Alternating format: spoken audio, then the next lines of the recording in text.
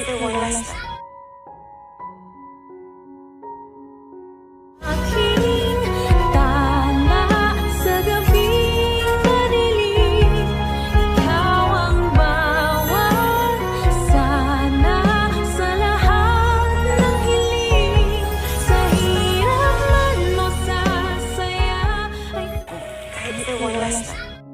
Ay, grabe talaga nangyari ngayon sa abot kamay na pangarap na kung saan nga unang-unang pinakita dito is ito ngang si Moira. And yes guys, ito ngang si Moira is masayang masaya. Bakit? Kasi nga makakatakas na siya dun sa mga humuhuli sa kanya. At ibig sabihin nga guys, nakuha niya na o dumating na yung bagong tinawagan niya noon si Madam Moshi, na kung saan mababago nga ang kanyang identity. Kumbaga magkakaroon siya ng new identity at makakaalis na nga siya o makapunta siya kahit saan lugar pa siya pumunta. Makakaalis na nga siya sa Japan. Kaya nga sa sobrang excited niya is tinawagan niya itong si Zoe na kanyang anak at ibinalita ngayon. Sabi niya, Zoe, may new identity na ako. Kaya anytime makakaalis na ako ng Japan, anytime makapunta na ako kahit saan sa Pilipinas o kahit saan pang lugar na kung saan hindi na ako makakita o mahuli pa ng mga gustong magpakulong sa akin. At makita mo na masaya din naman si Zoe, pero may pagkabalungkot din kasi nga is gusto niya makita ang kanyang nanay. Sabi pa nga niya, Nay, o ma'am, for the last time, hindi ka ba makipagkita sa akin? And then ito namang si Moira is tila naawa sa kanyang anak. Sabi niya na, sige kahit delikado, pero text kita kung saan tayo makikita para tayo lang at walang makakahuli sa atin.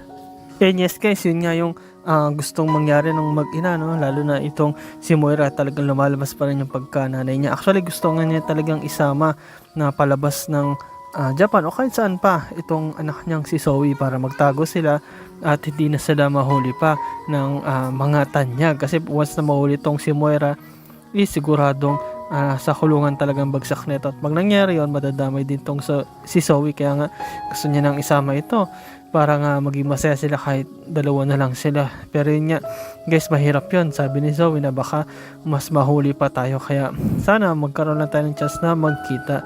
Yun yes guys, ayun nga yung plano din mismo ni Zoe, no? Na ipinangako niya kay Doc Lyndon na makikipagkita nga ito sa kanyang ina para nga daw mahuli.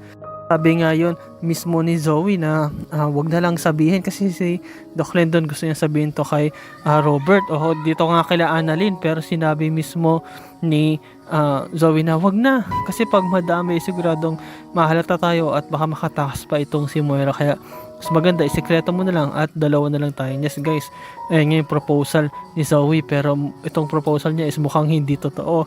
Kung sakali makapagkita man si Moira sa kanila at itong si Zoe is baka si Doc Lyndon pa yung mapahamak. Kung baka imbis na humahuli nila itong si Moira is gawin nila ang lahat para mapatahimik itong si Doc Lyndon. So delikado yun, no? So abangan natin guys kung ano mangyari, kung matutuloy ba yung pagkikita nito ni Moira at ni Zoe, at mapapahamak ba dito si Doc Lyndon o baka naman talagang huhulihin nila ito ngang si Moira, na kung saan nga delikado ito kasi talagang gumagawa ito ng para kumbaga ano na to kriminal o kumbaga pugante na kung saan kailangan mahuli kasi delikado na baka gawin pa niya ang kasamaan sa ibang tao.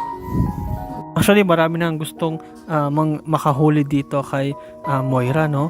Kahit nga itong mga tanyag, lalo itong si Giselle, talagang gigil na gigil dito kay Moira kasi nga malaki yung ginawa na itong kasalanan sa kanila. Kahit na mismo itong si Robert is gusto rin patayin si Don Pepe, kahit itong nga si Lynette is halos dinadamay pa nito ni Moira, no, sa kasamaan niya. At kaya nga actually kahit yung mga netizens gusto na mahuli itong si Zoe para manahimik na at makulong na. Pero ang pinakatanong nga dyan guys is paano kaya mahuli to si Zoe kasi lagi na lang nakakalusot to, tapos lagi na lang siniswerte rin, lagi rin may mga connection, so mahirap talaga mahuli itong si Moira. Pero yun nga guys, no, abangan natin kung kailan at paano kaya mahuli to si Moira. At dito nga pinakita naman sa kabilang banda na kung saan si Giselle is nabalitaan niya, no. Actually habang kinakausap niya nga itong si Dax, nalaman niya yung totoo na si Moira talaga ang nagplano ng lahat ng pagkidnap kay Lola Pepe. At dito nga din kay Lynette. So kawawa naman yung matanda, no, kahit itong si Lynette, no, na wala talaga silang kalaban-laban. Itong si Giselle, kahit itong sila Robert is hindi rin nila alam.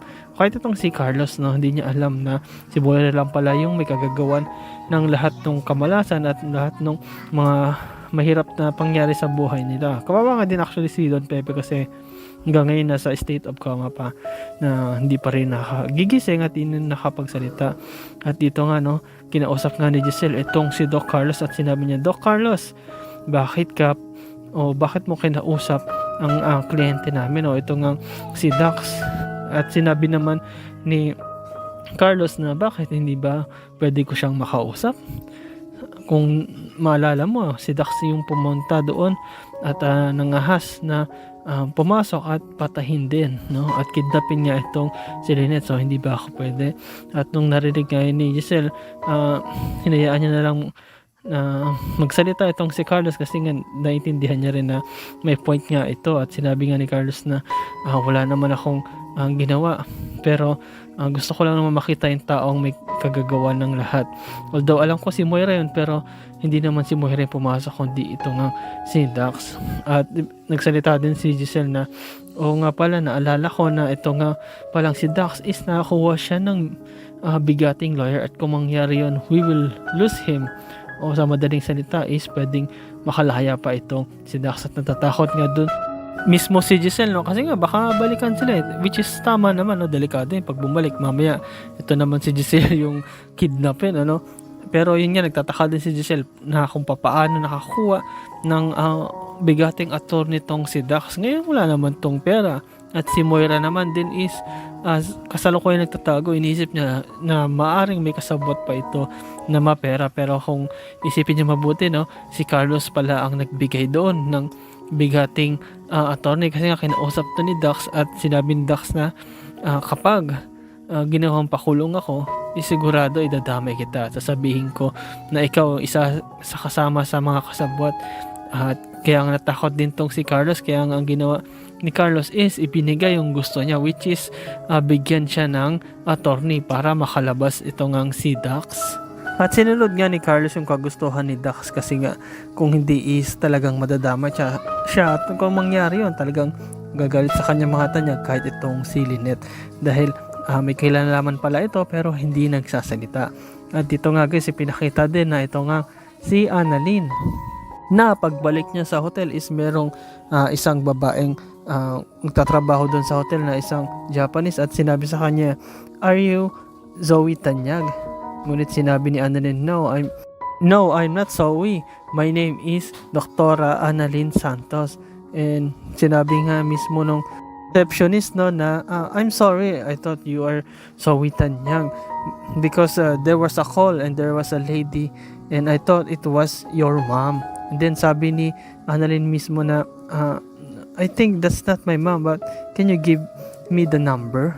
At sabi kay Annalyn na okay, I will give the number, please wait for me. At nagtataka talaga itong si Annalyn kasi nga iniisip niya na sino kaya itong matawag dito kay Zoe, na kung saan wala naman siya ibang maisip na tatawag dito, dahil unang-una wala naman siyang nabanggit na friend niya dito sa Japan, at isa pa yung lady o yung old lady na kumakausap sa kanya is napaka-imposible, kasi sa Pilipinas ang lagi lang naman tumatawag kay Zoe is itong Mama Moira niya. Yes guys, doon napansin niya o naisip ni Annalyn na baka nga si Moira yon, at baka nga nagkakausap na itong si Zoe at si Moira o yung mami niya.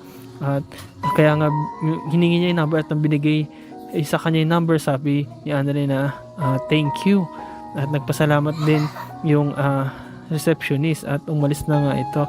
At yung number nga is gusto nga niya itong itry, pero iniisip niya na bigyan niya muna ito sa kanyang tatay Robert para siya mismo yung tumawag at malaman nila kung sino yung babae o yung lady na yon na sinasabi ng receptionist doon sa hotel. At kung sakaling si Moira ito is pwede na nilang mahuli o matunton kung nasan ito. At kahit nga itong si Lynette is nag-iisip na, no, at nanggigigil din dito kay Moira at gusto na nga niya rin itong mahuli, pero ang tanong nga is mahuhuli pa ba nila itong si Moira? Makikita pa kaya nila? O mabutan pa kaya nila ito sa Japan? O baka naman makaalis na ito? At itong si Zoe, makipagkita ba talaga sa nanay niya? Huhulihin ba niya ang nanay niya kung sakali? O baka naman sumama ito sa pagtakas? At itong si Doc Lindon, mahuhuli ba niya si Moira? O baka mapahamak siya?